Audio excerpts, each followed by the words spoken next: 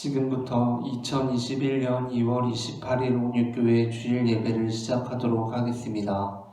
다 함께 찬송가 85장 9절을 생각만 해도 찬송 부르시고 295장 큰 죄에 빠진 나를까지 두 곡 이어서 찬송 부르시겠습니다.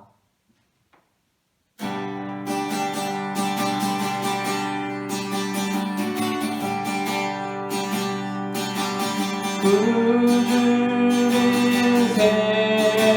생각만 해도 이렇게 좋거든.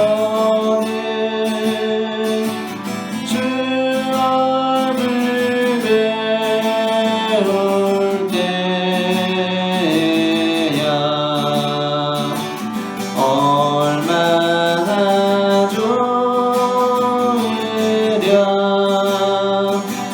만민의 구주 예수의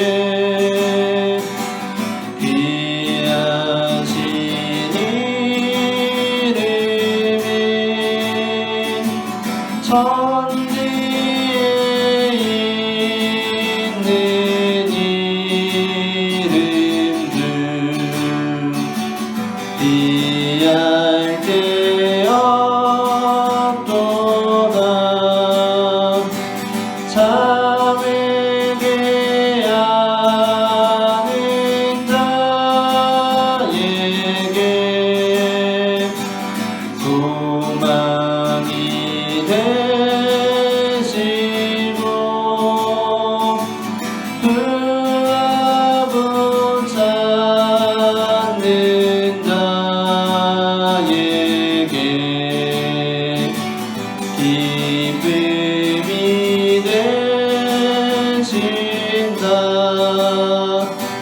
예수의 넓은 사랑은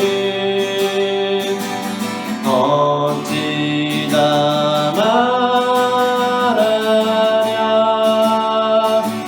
주 사랑받은 사람만 그 사랑 알도다. 사랑의 구주 예수여 내 기쁨 되시고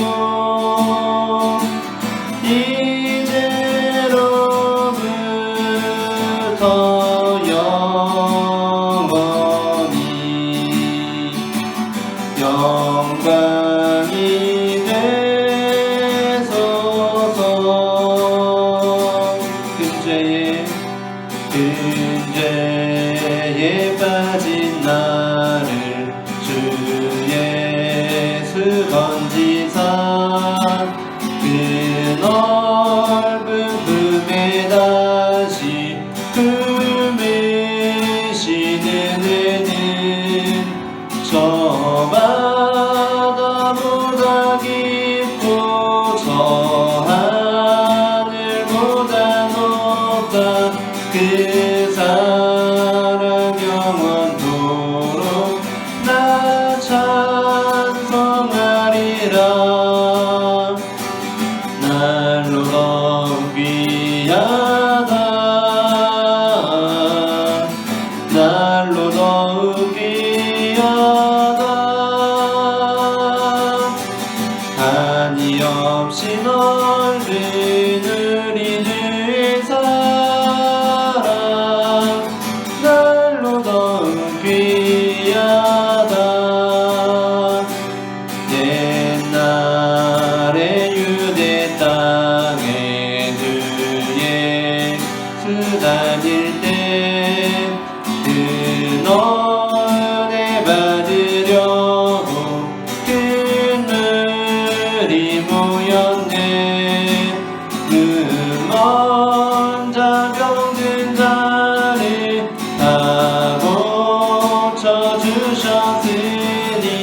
나 같은 죄인까지 그 사랑과 떠나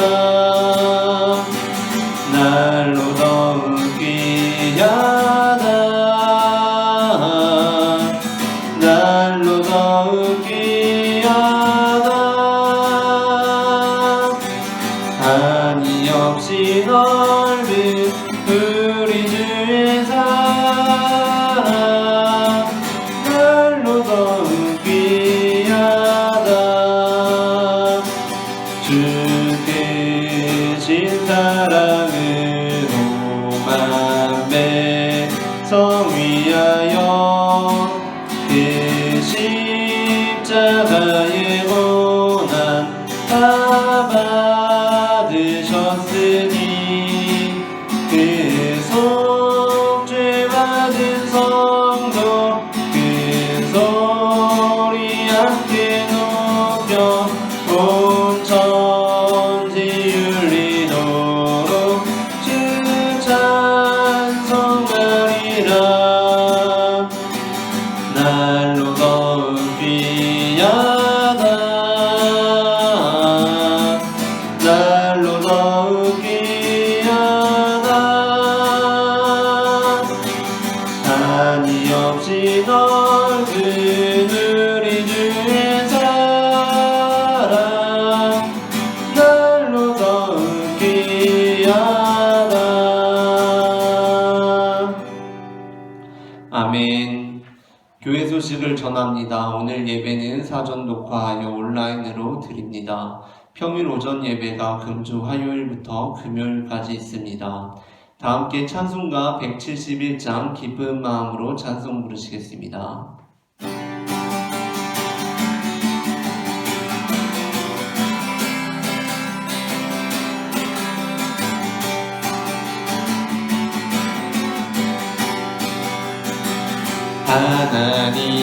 하나님의 독생자 예수 날 위하여 오시었네 내 모든 죄 사하시려고 십자가 지셨으나 다시 사셨네 살아계신 주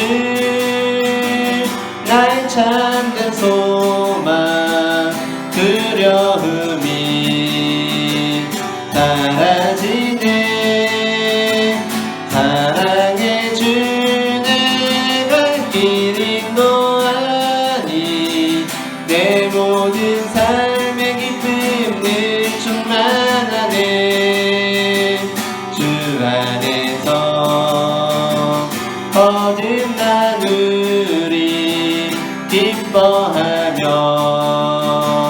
찬양하리 가슴 속에 넘치는 확신 우리의 가는 길에 소망 넘치네 살아계신 주 나의 참된 소망 두려움이 사라지네 사랑의 주 내 갈 길 인도하니 내 모든 삶의 기쁨을 충만하네 선한 삶 다 마친 후에 우리 주님 배우리나 사망 권세 다 물리치고 주님이 다스리니 영광 넘치네 살아계신 주 나의 참된 소망 두려움이 사라지네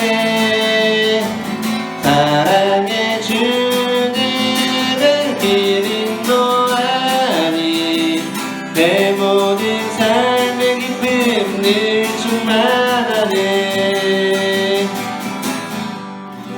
아멘.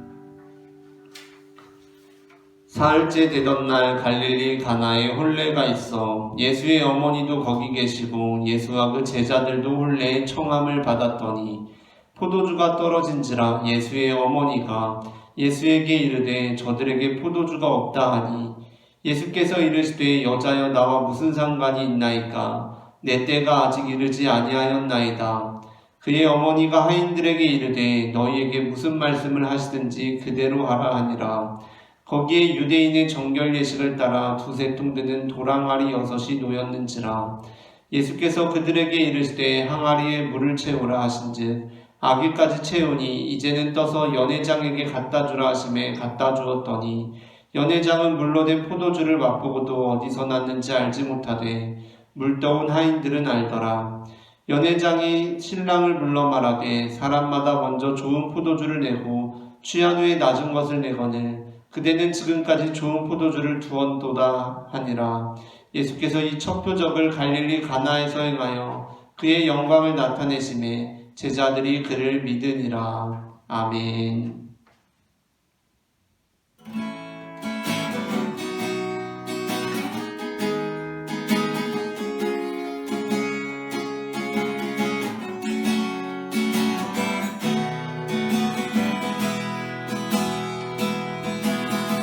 주님이 가신 길 골고다 십자가 나의 죄 인하여 홀로 가신 길 걸음걸음마다 흘리신 그 피가 나의 더러운 죄 사셨네. 상한 나의 마음 지친 나의 영혼 주님의 십자가 회복하네. 주님의 그 피가 나를 구했네. 영원한 생명을 주셨네. 나 이제 알았네. 그 피의 의미를 눈물의 의미를 나는 알았네. 자기를 내어주어 세상을 구했네. 그 피가 나를 구했네. 그 피가 나를 구했네. 그 피가 우릴 구했네. 주님의 그 사랑이 나를 구원했네.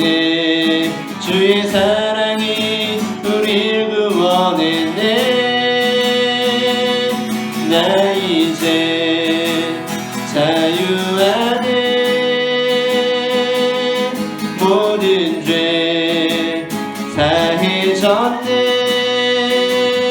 당신을 구하시려 이 땅에 오신 주.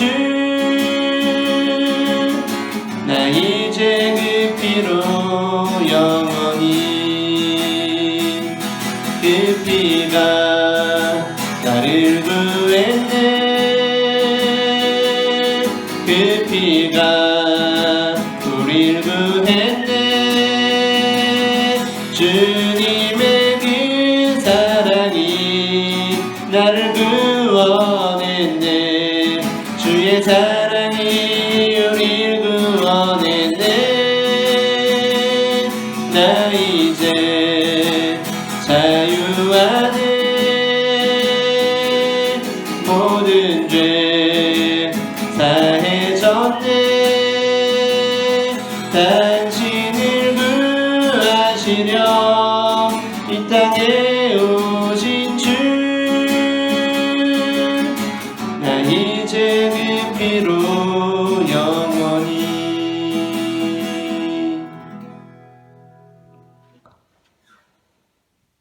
우리를 사랑하시는 하나님 아버지, 오늘도 우리가 주님 앞에 나와 예배할 수 있도록 인도하여 주시니 그 은혜를 감사드립니다. 이 시간 우리의 예배를 통하여 주님께서 홀로 영광 받아주시고 우리의 삶 가운데 주님의 예비되는 종이 임할 수 있도록 주님 인도하여 주시옵소서. 우리를 주님의 역사의 주인공으로 삼으시고 우리에게 모든 상황을 조성하여 주셔서 우리가 주님의 뜻을 이룰 수 있도록 인도하여 주시는 하나님 아버지, 주님의 은혜를 감사합니다. 주님께서 우리에게 부여하시는 상황들을 통하여서 우리가 낙심하는 것이 아니라 주님께서 우리를 그 자녀로, 그 제자로 부르셨다는 확신을 가지고 그 모든 상황을 믿음으로 받아들일 수 있도록 주님 인도하여 주시옵소서. 그리하여 주님의 역사 가운데 주님께서 맡겨주신 주인공된 사명을 능히 감당하는 주님의 자녀들이 될 수 있도록 주님 인도하여 주시옵소서. 이 시간에도 주님의 말씀을 듣기 위하여 주님 앞에 나온 영혼들을 주님께서 이 시간 기뻐 받아주시고 주님의 말씀을 들려주실 때 우리의 귀를 열어주셔서 우리가 마음을 열고 주님의 말씀을 받으며 그 말씀을 통하여 이 땅을 살아갈 새 힘을 얻을 수 있도록 주님 도와주시옵소서.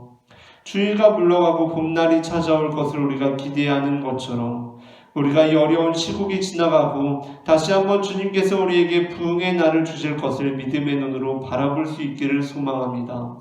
주님, 우리가 절망을 바라보는 것이 아니라 소망을 바라보며 땅을 바라보는 것이 아니라 믿음의 눈으로 하늘을 바라보는 하늘나라의 백성들이 될 수 있도록 주님 인도하여 주시옵소서.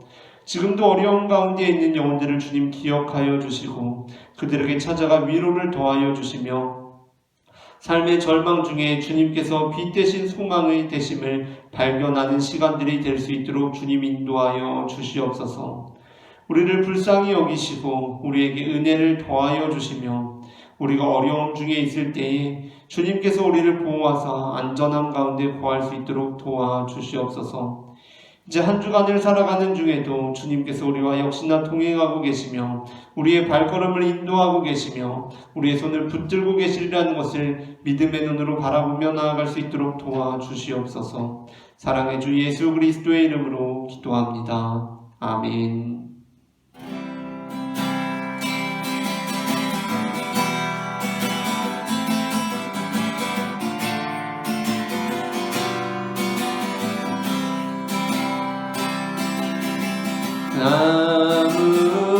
아무것도 두려워 말라.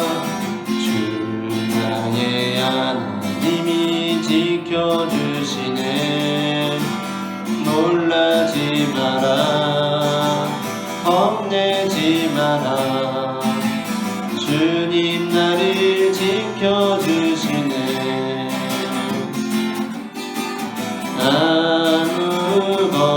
아무것도 두려워 말라. 주 나의 하나님이 지켜주시네. 놀라지 마라. 겁내지 마라. 주님 나를 지켜주시네. 내 맘이 임에 겨워 지칠지라도 주님 나를 지켜주시네.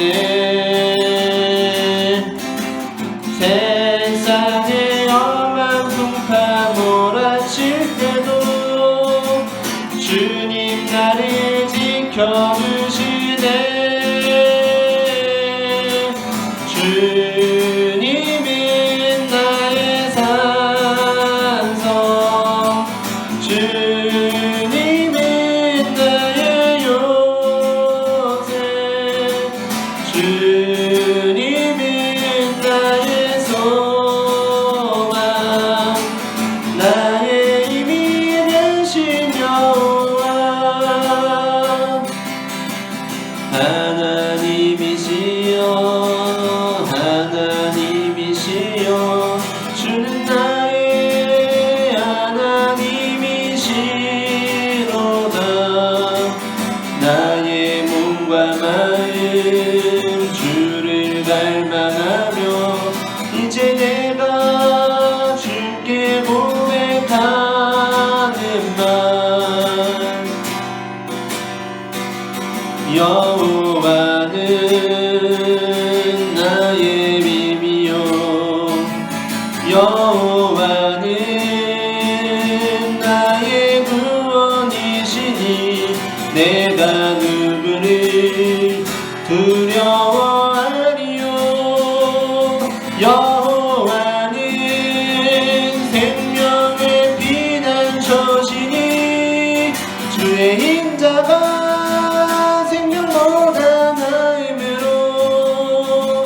내 입술이 여호와를 찬양하리.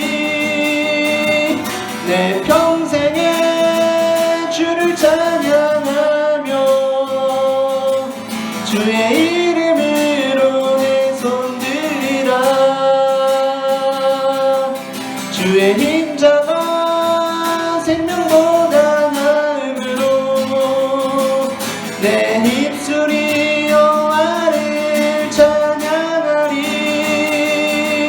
내 평생에 주를 찬양하며 주의 이름으로 내 손 들리라.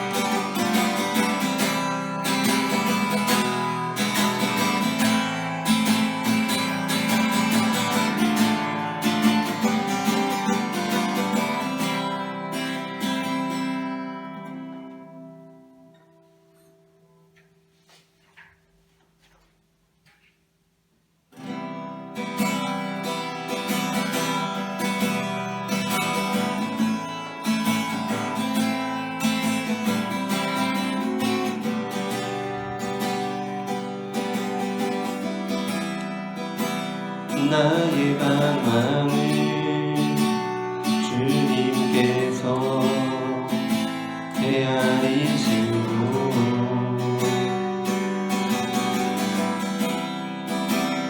나의 눈물을 주의 벽에 담으소서. 나는 비천하고 수치와 조롱에 홀로 남았으니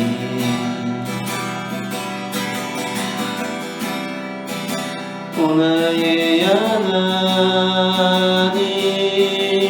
수렁에서 건지소서. 그때에 나는 새 노래를 지어 하나님의 이름을 찬양하리. 가난하고 갇힌 자들의 소리를 들으시는 구원의 하나님을 높이리. 하늘아 땅아 주님을 찬양하라. 그 한결같은 사랑 구원의 은혜를 그 규례 하나님 주님만 기다립니다. 주 얼굴을 보이소서.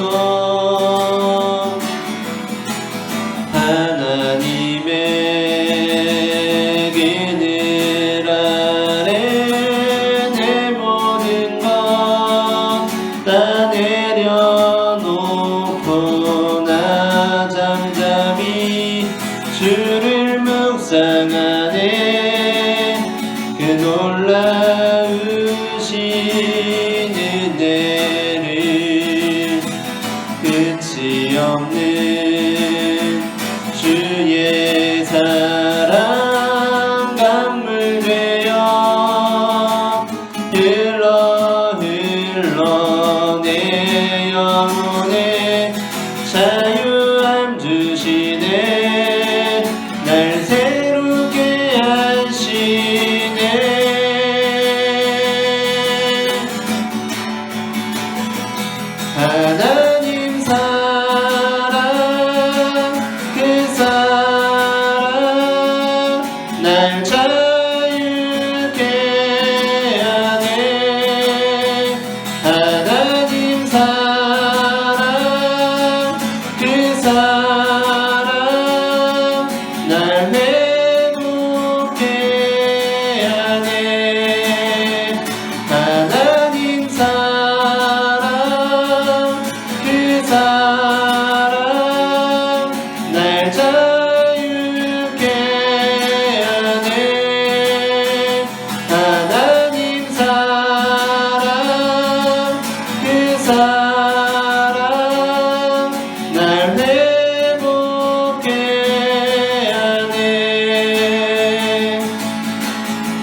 사랑해 주님 은혜를 감사합니다.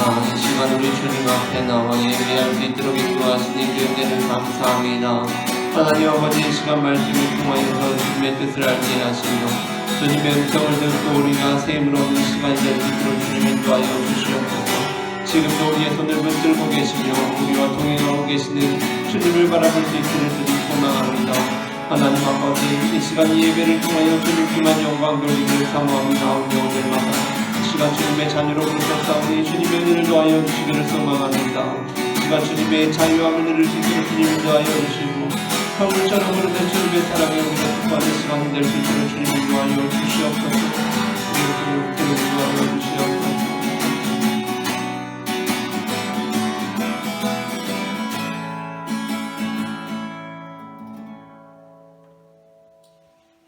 사랑의 하나님 감사합니다. 이 시간 우리가 주님의 말씀 앞에 서게 하시니 감사합니다. 어두움 속에 빛으로 찾아오시는 주님께서 이 시간 넘어지는 나를 잡아주시고 약한 마음을 담대하게 하여 주실 것을 믿음의 눈으로 바라봅니다.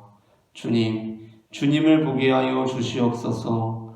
나를 붙들어 주시옵소서. 내 뜻과 내 생각 내려놓고 주님의 음성을 기다립니다. 말씀하여 주시옵소서. 살아계신 주 예수 그리스도의 이름으로 기도합니다. 아멘. 오늘 우리가 함께 나눌 말씀은 마태복음 16장 1절부터 20절까지입니다. 마태복음 16장 1절부터 20절까지 본문은 신약성경 26페이지 전후에 있습니다. 다 함께 일어나셔서 성경을 봉독하겠습니다.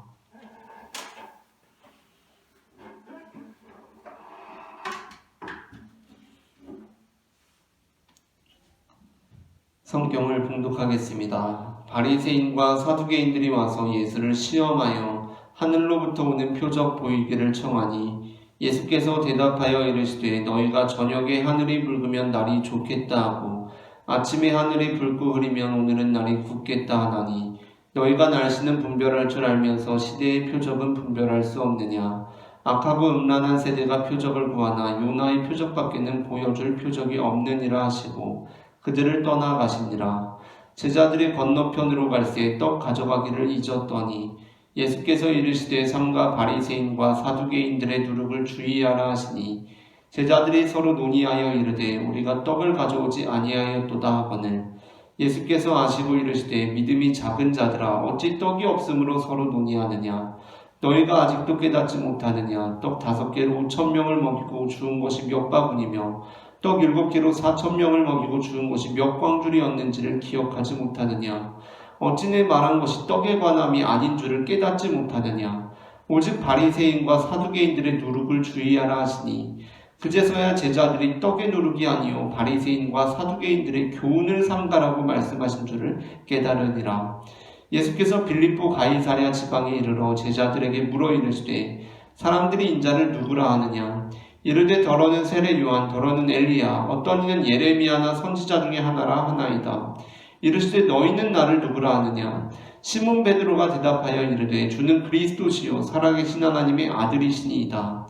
예수께서 대답하여 이르시되 바요나 시몬아 내가 복이 있도다. 이를 내게 알게 하신 이는 혈육이 아니요 하늘에 계신 내 아버지시니라. 또 내가 내게 이르노니 너는 베드로라. 내가 이 반석 위에 내 교회를 세우리니 음부의 권세가 이기지 못하리라. 내가 천국 열쇠를 내게 주리니 내가 땅에서 무엇이든지 매면 하늘에서도 매일 것이요 내가 땅에서 무엇이든지 풀면 하늘에서도 풀리리라 하시고 이에 제자들에게 경고하사 자기가 그리스도인 것을 아무에게도 이르지 말라 하시니라. 아멘. 자리에 앉으시겠습니다. 이 시간 예배의 자리에 나오신 여러분을 축복합니다. 오늘 저는 앞서 읽은 마태복음 16장 1절부터 20절까지의 본문으로 교회를 세우리니라는 제목의 설교를 하려고 합니다. 전해지는 말씀 가운데 하나님의 은혜가 있기를 바랍니다. 오늘 본문 18절에서 예수님께서는 베드로 위에 교회를 세우시겠다고 말씀하십니다. 그러면서 19절에서는 내가 천국 열쇠를 내게 주리니 내가 땅에서 무엇이든지 매면 하늘에서도 매일 것이요 내가 땅에서 무엇이든지 풀면 하늘에서도 풀리리라 라고까지 말씀하십니다. 베드로는 정말 좋겠습니다. 뭔가 베드로에게는 대단한 권한이 주어진 것 같습니다. 하지만 그렇다고 해서 우리가 그렇게 베드로를 부러워만 할 필요는 없습니다. 왜냐하면 사실 이 말씀은 예수님께서 베드로라는 특정 인물 위에만 교회를 세우시겠다는 말씀이 아니라 바로 베드로와 같은 모든 사람 위에 교회를 세우시겠다는 말씀이기 때문입니다. 19절 본문 내가 천국 열쇠를 내게 주리니 내가 땅에서 무엇이든지 매면 하늘에서도 매일 것이요 내가 땅에서 무엇이든지 풀면 하늘에서도 풀리리라 라고 하신 구절 역시 마찬가지입니다. 이 말씀은 오늘 본문뿐만 아니라 마태복음 18장 18절에 다시 한번 기록되어 있습니다. 마태복음 18장 18절입니다. 진실로 너희에게 이르노니 무엇이든지 너희가 땅에서 매면 하늘에서도 매일 것이요 무엇이든지 땅에서 풀면 하늘에서도 풀리리라. 아멘. 그런데 이 본문은 베드로에게만 주어진 것이 아니라 모든 제자들에게 주어지고 있으며 이 글의 분위기상 예수님의 말씀을 듣는 당시의 제자들뿐만 아니라 오늘 우리에게 주시는 말씀으로 자연스럽게 읽힙니다. 이 본문을 15절부터 20절까지 읽으면 그 느낌이 더욱 강해집니다. 15절부터 20절입니다. 내 형제가 죄를 범하거든 가서 너와 그 사람과만 상대하여 권고하라. 만일 들으면 내가 내 형제를 얻은 것이요 만일 듣지 않거든 한두 사람을 데리고 가서 두세 증인의 입으로 말마다 확증하게 하라. 만일 그들의 말도 듣지 않거든 교회의 말하고 교회의 말도 듣지 않거든 이방인과 세리와 같이 여기라.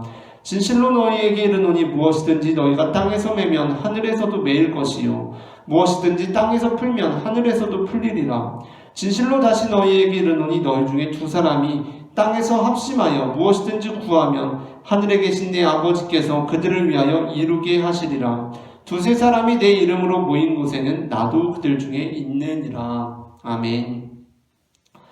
이 본문은 예수님께서 교회를 언급하시는 몇 안 되는 구절로서 오늘 본문과 밀접하게 연결되어 있습니다. 그런데 이 본문을 읽을 때 우리는 어떤 느낌을 받습니까? 지금 예수님께서 예수님의 제자들에게만 이렇게 말씀을 하시는구나. 예수님께서 예수님의 제자들에게만 내 형제가 죄를 범하거든 가서 너와 그 사람과만 상대하여 권고하라고 말씀하시는구나. 예수님께서 예수님의 제자들에게만 만일 그 형제가 들으면 내가 내 형제를 얻은 것이요 만일 듣지 않거든 한두 사람을 데리고 가서 두세 증인의 입으로 말마다 확증하게 하라. 만일 그들의 말도 듣지 않거든 교회의 말하고 교회의 말도 듣지 않거든 이방인과 세리와 같이 여기라 라고 예수님의 제자들에게만 말씀하시는구나 라는 생각이 드십니까? 예수님께서 예수님의 제자들에게만 너희 중에 두 사람이 땅에서 합심하여 무엇이든지 구하면 하늘에 계신 내 아버지께서 그들을 위하여 이루게 하시리라. 두세 사람이 내 이름으로 모인 곳에는 나도 그들 중에 있느니라 라고 예수님의 제자들에게만 말씀하시는구나 라는 느낌이 드십니까? 아닙니다. 그렇지 않습니다. 우리는 예수님께서 그 제자들에게 뿐만 아니라 바로 우리에게 그렇게 말씀하시는 것으로 느낍니다. 그렇게 읽힙니다. 본문이 그렇게 쓰여져 있습니다. 그러므로 마태복음 18장 18절 역시 마찬가지이며 오늘 본문 16장 19절 역시 마찬가지입니다. 예수님께서는 지금 특정 인물 베드로에게만 내가 천국 열쇠를 너에게 주리니 네가 땅에서 무엇이든지 매면 하늘에서도 매일 것이요 네가 땅에서 무엇이든지 풀면 하늘에서도 풀리리라 라고 특정한 인물 베드로에게만 말씀하고 계신 것이 아니라 오히려 베드로와 같은 모든 사람에게 천국 열쇠를 줄 것이라고 약속하고 계신다는 것입니다. 그렇다면 우리는 오늘 본문에서 예수님께서 그 위에 교회를 세우리라고 약속하시는 베드로가 어떠한 사람인지 살펴볼 필요가 있습니다. 베드로는 어떠한 사람이기에 예수님으로부터 그러한 말씀을 들었으며 우리는 어떻게 베드로와 같은 사람이 될 수 있는 것입니까? 오늘 본문에서 베드로는 예수님께서 너희는 나를 누구라 하느냐라고 물으셨을 때 주는 그리스도시요 살아계신 하나님의 아들이시니이다 라고 응답한 사람으로 등장합니다. 이 고백은 너무나 훌륭한 고백이었고 예수님의 마음을 흡족하게 할 만한 고백이었습니다. 그렇기 때문에 우리는 이 베드로의 고백을 우리의 입술의 고백으로 삼아야 합니다. 하지만 사실 그보다도 더 중요한 것이 있습니다. 그것은 바로 이 고백, 이 응답에서 드러나는 베드로의 신앙적 태도와 자세입니다. 그러니까 이 말을 그 입에서 발화하게 만든 그 마음이 더 중요하다는 것입니다. 그가 이렇게 고백할 수 있었던 이유가 있습니다. 그것은 바로 그가 받은 은혜, 이전의 체험을 잊지 않고 기억하는 사람이었다는 것입니다. 베드로가 이렇게 고백할 수 있었던 이유는 그가 이전에 했던 기억들을 가지고 있었기 때문에, 기억하는 사람이었기 때문에 이렇게 고백할 수가 있었다는 것입니다.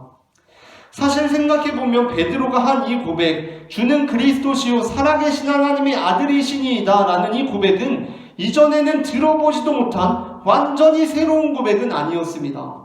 이 고백은 사실 이미 제자들의 입에서 누가 먼저랄 것도 없이 터져나왔던 고백이었습니다. 그것이 바로 이전에 다루었던 마태복음 14장 33절에 나옵니다. 마태복음 14장 22절부터 33절에서 예수님께서 바다 위로 걸어오셨을 때 제자들이 했던 고백이 무엇입니까? 마태복음 14장 25절부터 33절입니다. 25절과 33절입니다.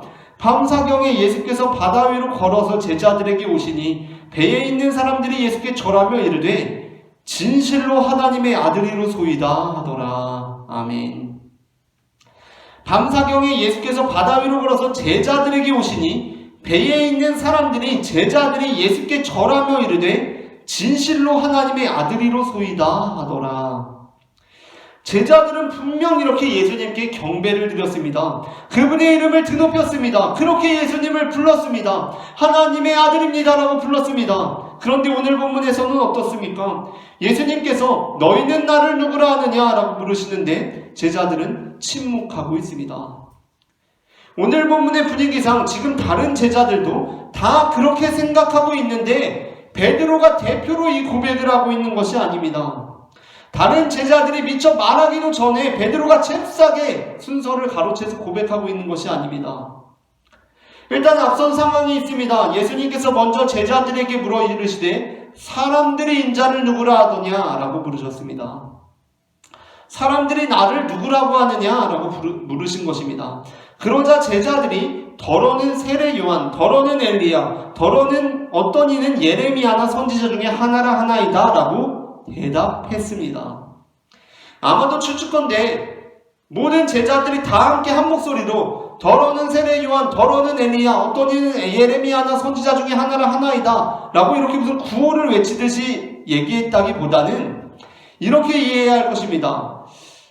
예를 들어서 야고보는 세례 요한이라고 하던데요. 안드레는 엘리야라고 하던데요. 빌립은 예레미야라던데요. 도마는 선지자 중에 하나라고 하던데요. 라고 이런 수다스러운 분위기가 이렇게 이루어졌고 이렇게 정리된 것으로 우리는 이해할 수 있습니다. 그런데 예수님께서 이번에는 너희는 나를 누구라 하느냐라고 물으십니다.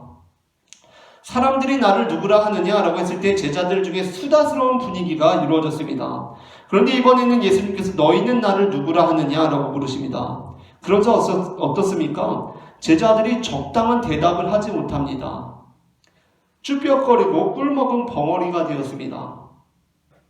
그들은 어떤 말을 해야 할지 몰라서 어색하게 서로의 얼굴만 멀뚱멀뚱 바라보고 있었습니다.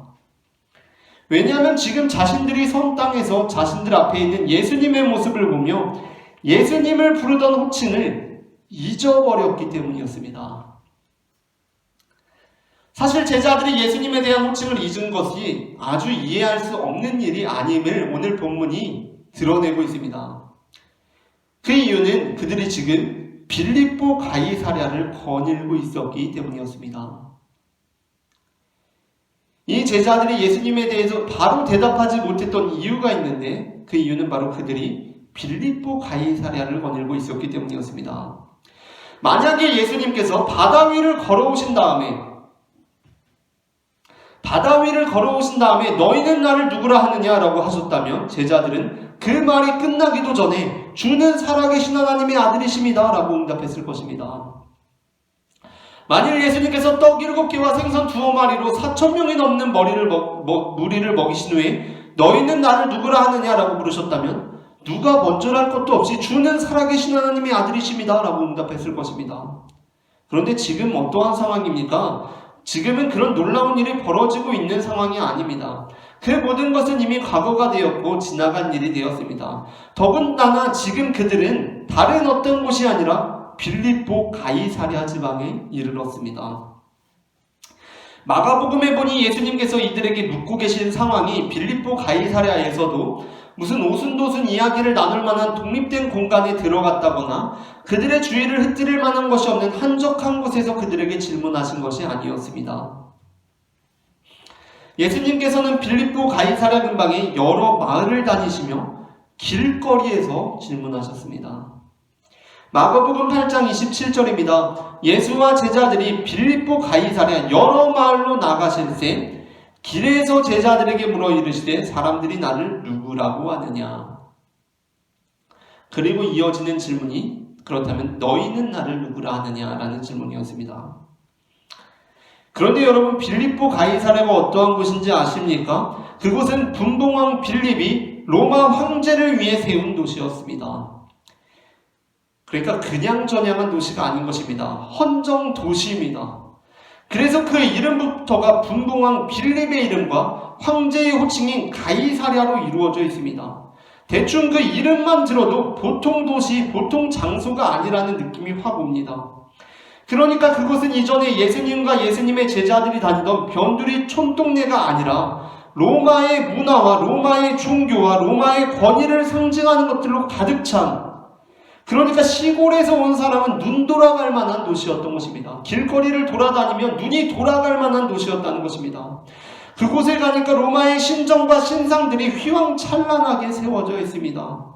황제의 권위와 존귀를 나타내는 상징물들, 황제가 신의 아들임을 증명하는 듯한 물건들이 번쩍거리고 있습니다. 그러고 보니까 지금 나랑 같이 내 곁에서 땀모한 옷을 입고 우리랑 같이 걸어가고 있는 이분이 너무나 평범해 보이는 것입니다. 지금 이러한 화려한 환경 속에서 화려한 것들을 보니까, 그런 것들을 보다가 예수님을 보니까 이분이 누구셨지 싶은 겁니다. 지금 바로 눈앞에서 벌어지고 있는 이 너무나 압도적인 제국주의의 비주얼 앞에서 지난날 예수님께서 보여주셨던 일들은 그들의 머릿속에서 이미 사라지고 없습니다. 그래서 사실 오늘 본문의 13절부터 20절은 그 앞에 두 개의 사건을 통해서 하나의 일관된 메시지를 동일하게 강조한 후 시작되고 있습니다. 오늘 예수님께서 이 제자들에게 질문하시는, 빌립보 가이사랴에서 질문하시는 이 본문이 두 개의 사건의 앞에서 두 개의 사건을 통해서 하나의 일관된 메시지를 동일하게 강조한 후에 시작되고 있다는 것입니다.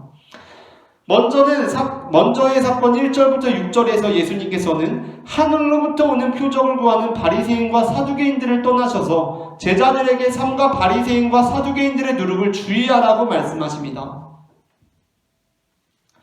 여기에서 예수님께서 말씀하시는 것은 무엇입니까? 지난 일들을 기억하지 못하고 계속해서 새로운 이적을 요구하는 이들의 악함과 우둔함에 대해서 말씀하신 것이었습니다.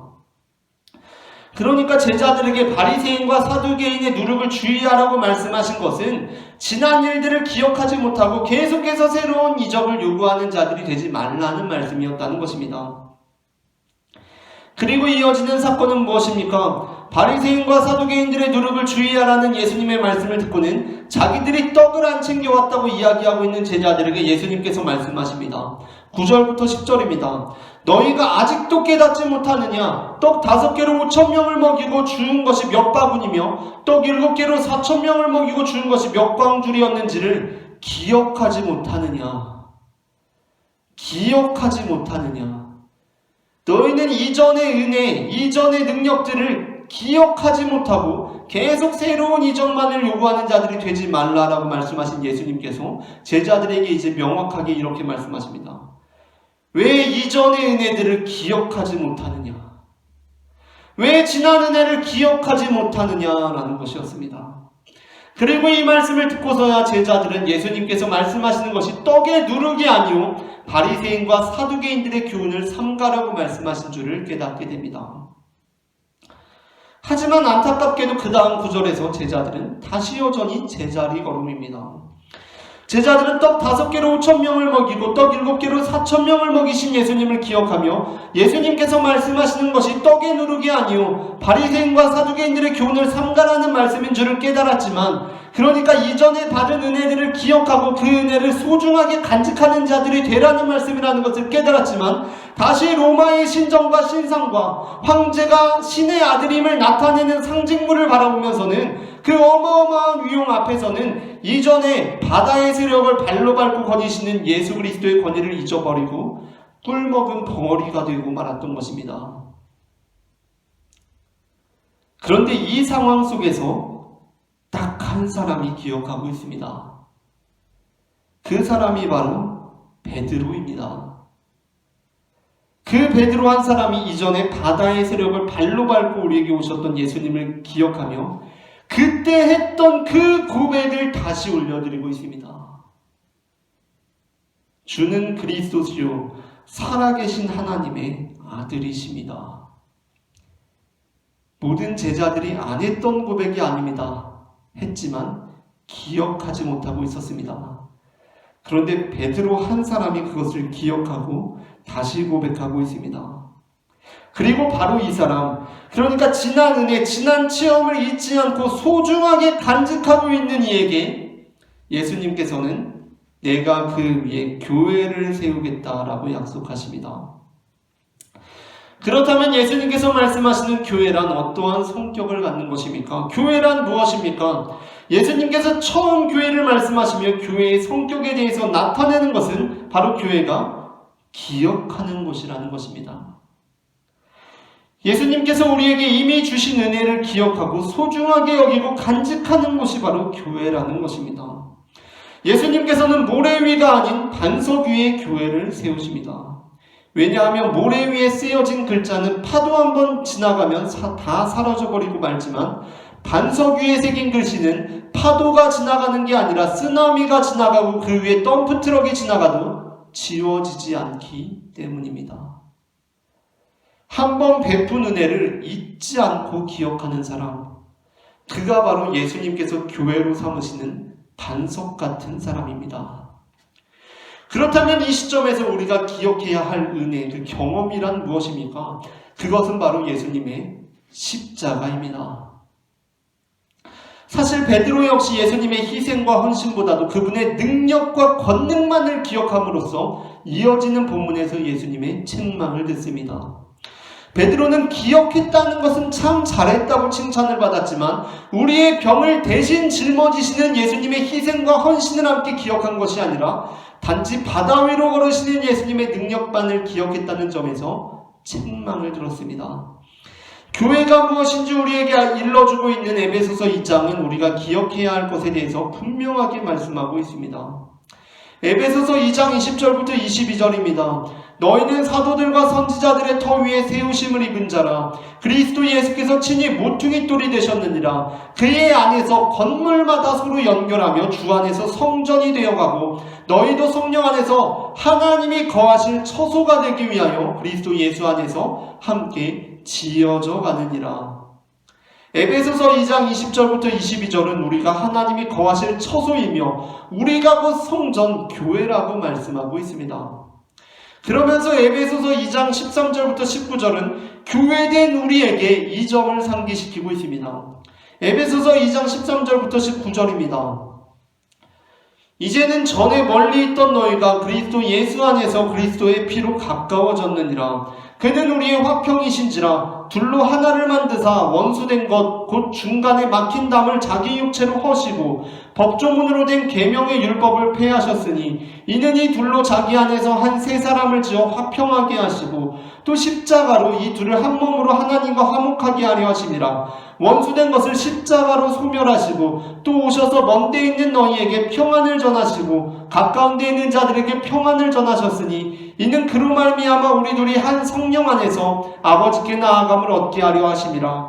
그러므로 이제부터 너희는 외인도 아니요 나그네도 아니요 오직 성도들과 동일한 시민이요 하나님의 권속이라. 아멘. 본문이 우리에게 교회라고 선언하면서 상기시키고 있는 것이 있습니다. 그것이 무엇입니까? 바로 십자가입니다.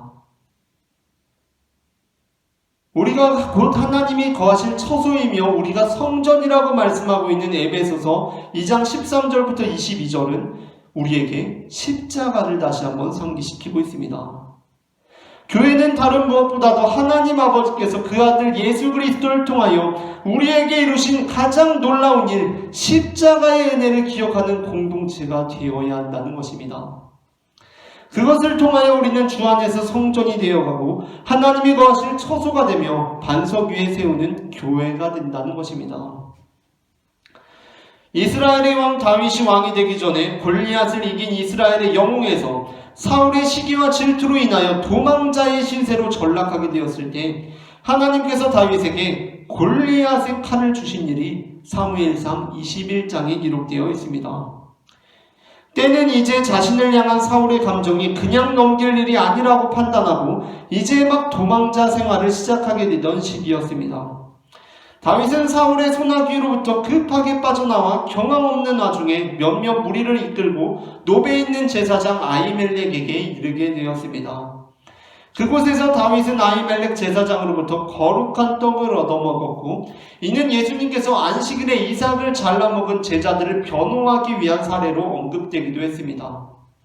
그런데 그때 다윗은 워낙 급하게 나왔던 터라 아히멜렉 제사장에게 먹을 것만 구한 것이 아니라 무기도 구하게 됩니다. 그때 다윗이 얻게 된 것이 바로 골리앗의 칼입니다. 사무엘상 21장 7절부터 9절입니다. 다윗이 아히멜렉에게 이르되 여기 당신의 수중에 창이나 칼이 없나이까? 왕의 일이 급함으로 내가 내 칼과 무기를 가지지 못하였나이다 하니 제사장이 이르되 내가 엘라 골짜기에서 죽인 블레셋 사람 골리앗의 칼이 보자기에 쌓여 에봇 뒤에 있으니 내가 그것을 가지려거든 가지라. 여기는 그것밖에 다른 것이 없느니라 하는지라. 다윗이 이르되 그 같은 것이 또 없나니 내게 주소서 하더라. 아멘. 사실 골리앗의 칼은 다윗에게는 현재 필요한 무기로 사용하기에 적당한 것은 아니었습니다. 우리가 잘 알다시피 골리앗은 거인장수였고 다윗은 이스라엘 평균 남성보다 어깨 위만큼 컸던 사울의 갑옷이나 칼도 적당하지 않을 만큼 평균적인 신장을 가지고 있던 사람이었습니다. 장신인 사울의 무기도 적당치 않았던 다윗에게 거인 골리앗의 칼은 무기로 삼을 수가 없는 불필요하고 짐만 되는 물건이었을 뿐입니다. 그런데 다윗의 반응이 의외입니다. 다윗은 제사장 아히멜렉에게 그것 말고 제게 좀 더 적당한 것이 없습니까? 라고 되물은 것이 아니라 그 같은 것이 또 없나니 내게 주소서라고 말합니다. 대체 왜 다윗은 짐밖에 안 될 것 같은 골리앗의 칼을 보면서 그 같은 것이 또 없다고 생각했던 것입니까? 다윗은 자신에게 주어진 무기가 무엇인지 단번에 알아챌 수 있었습니다. 그것은 혈과 육의 무기가 아니라 마음과 영혼의 무기였는데 즉 이전의 은혜에 대한 기억이었습니다. 다윗은 골리앗의 칼을 가지고 싸울 수 있을 것이라고 생각할 수 없었을 것입니다. 그것은 너무나 커서 상대를 찌르거나 베기에 적당하지가 않습니다. 그러나 다윗은 골리앗의 칼을 가지고 있을 때 이 지난한 싸움을 끝까지 싸울 수 있을 것이라고 생각했을 것입니다. 왜냐하면 그 골리앗의 칼이 계속해서 지난날 보잘것없는 나에게 임했던 하나님의 은혜를 상기시켜 줄 것이라고 믿었기 때문이었습니다. 오늘날 우리는 건물로서의 교회도 교회고 공동체로서의 교회도 교회지만 무엇보다도 그리스도인 한 사람의 교회가 될 수 있음을 진정으로 고백하는 시기를 지내고 있습니다. 우리는 지금 이 팬데믹 상황을 겪으면서 건물로서의 교회와 공동체로서의 교회의 중요함을 다시 한번 절감하고 있지만 그와 동시에 진정한 교회란 바로 그리스도인 한 사람이 곧 교회라는 것을 재천명하는 시대를 살아가고 있습니다. 그렇다면 교회란 무엇입니까? 내가 곧 교회라는 것은 무슨 의미입니까? 오늘 본문을 통해 살펴보자면 그것은 곧 나는 하나님께서 내게 베풀어 주신 은혜를 기억하는 사람입니다 라고는 고백이 되어야 할 것입니다. 나는 예수님께서 내게 베풀어 주신 은혜를 기억하는 사람입니다 라고 고백하는 사람이 바로 교회라는 것입니다. 물론 하나님께서 예수님께서 내게 베풀어 주실 은혜를 기대하는 것도 필요합니다. 그러나 가장 1차적으로 교회는 이미 베풀어 주신 은혜와 능력과 이적들에 감사하며 그것을 기억하는 것이 바로 교회라는 것입니다. 때로는 그것이 쉽지 않습니다. 다윗처럼 삶의 고난과 역경들이 찾아오면 지난날 골리앗을 상대로 승리했던 은혜가 금방 잊혀져 버립니다.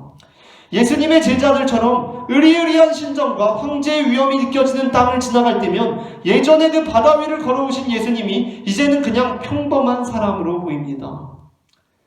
그럴 때 우리는 우리의 교회됨을 회복해야 합니다. 베드로처럼 환경의 지배를 받지 않고 주는 그리스도시요 살아계신 하나님의 아들이십니다 라고 고백할 수 있어야 하며, 다윗처럼 골리앗의 칼을 바라보며 지난 시간 나에게 베풀어 주신 하나님 아버지의 은혜를 기억할 수 있어야 합니다. 어떤 이들은 한국의 교회가 너무나 많은 것이 문제라고 하며 밤거리를 빨갛게 비추는 너무 많은 십자가들이 도시 미관에 좋지 않다고 말하기도 합니다. 하지만 저는 교회가 많은 것 자체가 문제가 된다고 생각하지는 않습니다.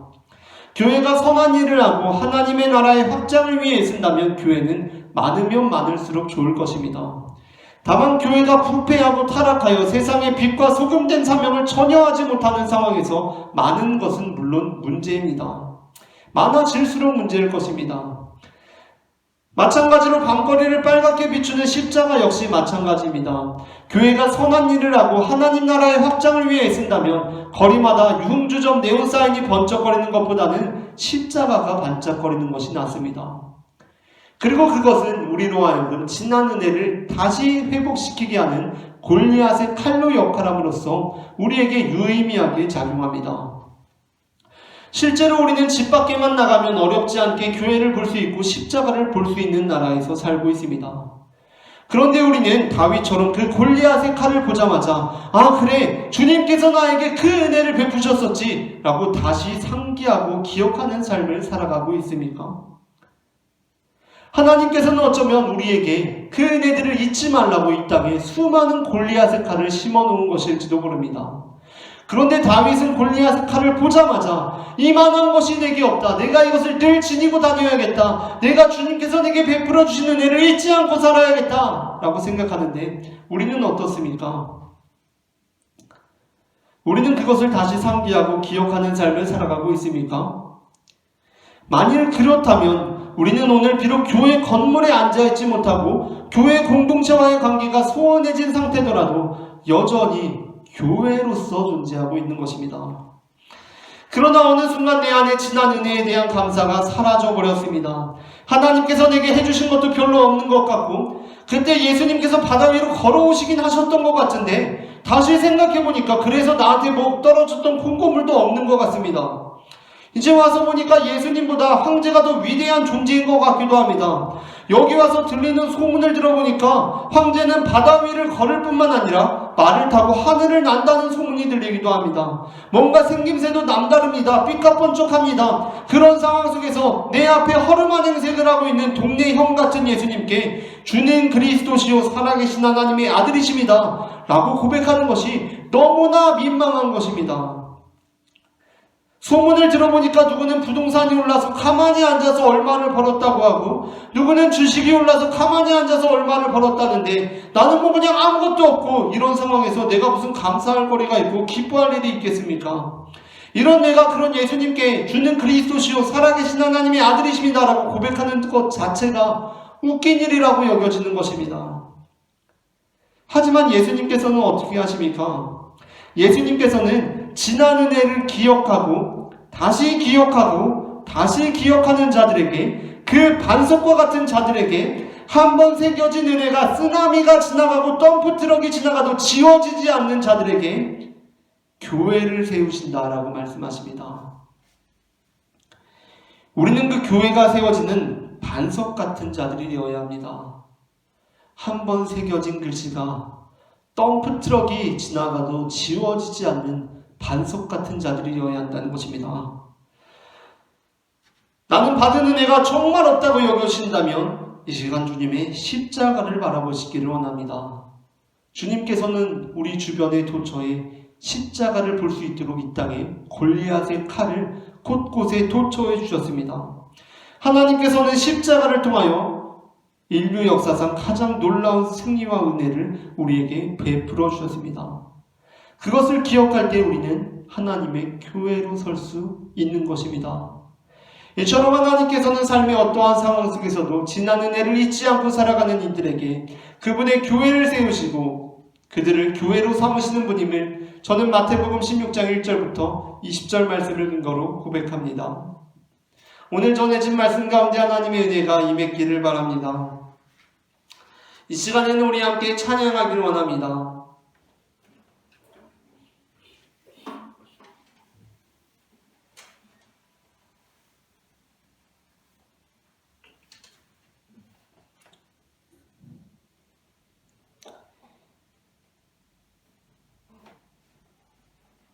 이 시간 우리 함께 다시 한번이라는 찬양을 함께 부르실 텐데요.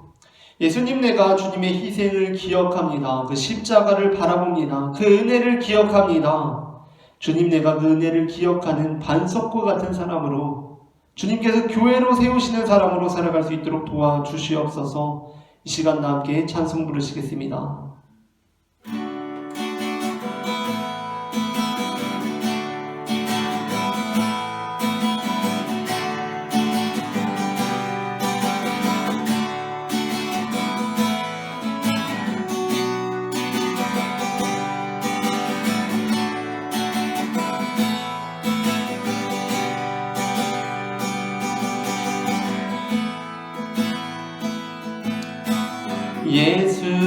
예수님, 그의 희생 기억할 때 자기 몸 버려 죽으신 주, 나 항상 생명 주신 그 은혜를 마음에 새겨봅니다.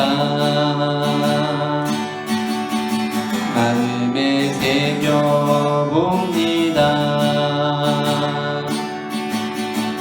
주 달리신 십자가를 내가 볼 때 주님의 자비 내 마음을 겸손케 해. 주께 감사하며 내 생명 주께 드리네. 예수님, 그의 희생 기억할 때 예수님, 그의 희생 기억할 때 자기 몸 버려 죽으신 주, 나 항상 생명 주신 그 은혜를 마음에 새겨봅니다. 마음에 새겨봅니다.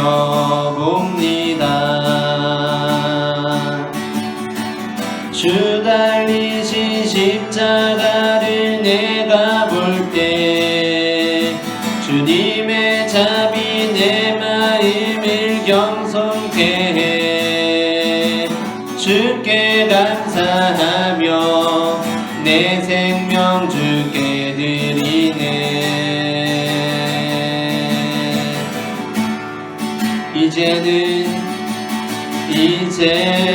이제는 저 높은 곳에 앉으신 하늘과 땅을 왕 되신 주, 나 이제 놀라운 구원의 은혜 높여 찬양하리라. 높여 찬양하리라. 주 달리신 십자가를 내가 볼 때 주님의 자비 내 마음을 겸손케 해. 주께 감사하며 내 생명 주께 드리네.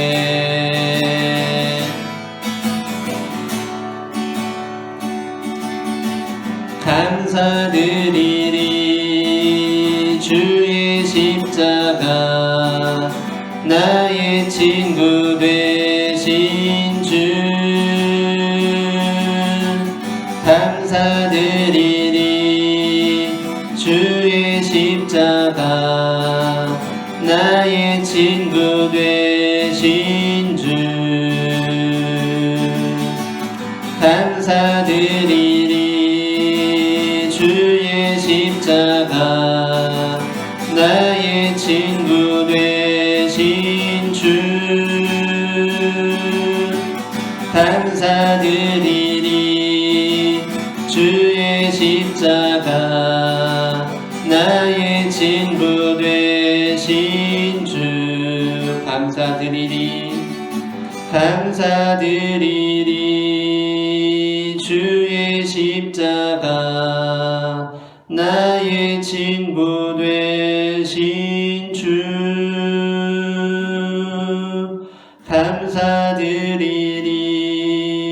주의 십자가 나의 친구 되신 우리 다시 한번 마음을 다해 고백합니다. 감사드리리. 주의 십자가 나의 친구 되신 주 감사드리리. 주의 십자가 나의 친구 되신 주 감사드리리. 주의 십자가 감사드리리. 주의 십자가 나의 친구 되신 주 감사드리리. 주의 십자가 나의 친구 되신 감사드리리. 주의 십자가 감사드리리. 주의 십자가 나의 친구 되신 주 감사드리리. 주의 십자가 나의 친구 되신 주 사랑의 주님 은혜를 감사합니다. 이 시간 잊고 살던 주님의 십자가의 은혜를 다시 기억하게 하시니 주님 그 은혜를 감사합니다. 주님 내가 이 시간 주님의 희생을 기억하며 그 사랑을 내 마음 가운데 새기기를 소망합니다. 우리에게 생명 주신 그 은혜를 나의 마음에 새기고 반석과 같은 믿음으로 나아가는 주님의 자녀가 될 수 있도록 주님 인도하여 주시옵소서. 이 시간 함께 기도하시겠습니다. 사랑의 주님 은혜를 감사합니다. 이 시간 주님의 십자가의 은혜를 다시 바라볼 수 있도록 인도하시니 주님 은혜를 감사합니다. 우리를 위하여 희생하시고 헌신하신 주님의 그 은혜를 우리의 마음판에 새기고 살아갈 수 있도록 주님 인도하여 주시옵소서. 세상적인 환난들로 인하여 시험으로 인하여 낙심할 때마다 그 은혜를 잊어버리는 것이 아니라 주님께서 우리에게 이미 베풀어 주신 그 은혜를 감사하며 살아갈 수 있도록 주님 인도하여 주시옵소서. 그 십자가를 바라볼 때에 나의 마음이 겸손하여지고 그 십자가를 바라볼 때에 내가 주님께 감사를 올려드리게 되고 그 십자가를 바라볼 때에 참으로 나의 마음 가운데 평안이 임함을 내가 경험합니다. 주님 감사합니다. 주님께서 나에게 주신 이 십자가의 은혜를 감사하며 살아가는 주님의 자녀가 될 수 있도록 주님 인도하여 주시옵소서. 주님 도와주시옵소서.